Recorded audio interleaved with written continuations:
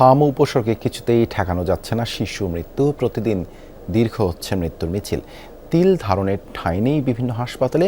এ বিষয়ে আরও জানাতে কক্সবাজার থেকে যুক্ত হচ্ছেন সহকর্মী এহসান আল কুতুবী। এহসান, হাসপাতালে হাম এবং উপসর্গ নিয়ে নতুন কতজন রোগী ভর্তি হলো, সুস্থ হয়ে বাড়ি ফিরেছেন কজন? দেবাশিস, আমাদের কাছে গতকাল পর্যন্ত তথ্য রয়েছে। কারণ হচ্ছে প্রতিদিন 12টার দিকেই কিন্তু দুপুরে কক্সবাজার সিভিল সার্জন অফিস থেকে তথ্য দেওয়া হয় 24 ঘন্টার, এবং সে অনুযায়ী এখনও আমরা পাইনি আজকের আপডেটটা। কিন্তু গতকাল পর্যন্ত আমাদের কাছে যে তথ্য রয়েছে সেটি হচ্ছে 57 জন মতো নতুন করে ভর্তি হয়েছে বিভিন্ন হাসপাতালে কক্সবাজারে, এবং পাশাপাশি বিভিন্ন হাসপাতালে অবস্থান করছে গতকাল পর্যন্ত 149 জন।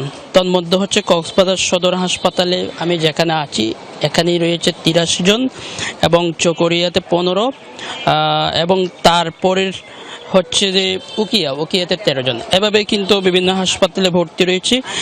এবং আমি যদি বলি গত 1 তারিখ থেকে গতকাল পর্যন্ত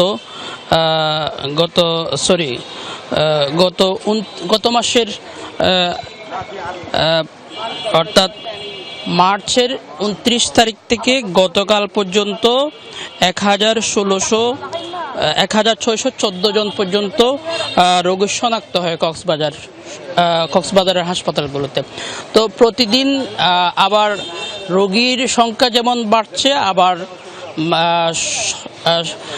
আবার সুখবরও রয়েছে। অর্থাৎ সুখবর এই জন্যই যেহেতু প্রতিনিয়ত বিভিন্ন হাসপাতালে, বিভিন্ন উপজেলায় স্বাস্থ্য কমপ্লেক্সগুলোতে টিকা দেওয়া হচ্ছে, চিকিৎসা দেওয়া হচ্ছে, এবং পরিবারও সচেতন হয়েছে। সেজন্য কিন্তু রোগীর যে সংখ্যা সেটিও কিন্তু মোটামুটি কিছুটা হলো স্বস্তির খবর দিচ্ছে।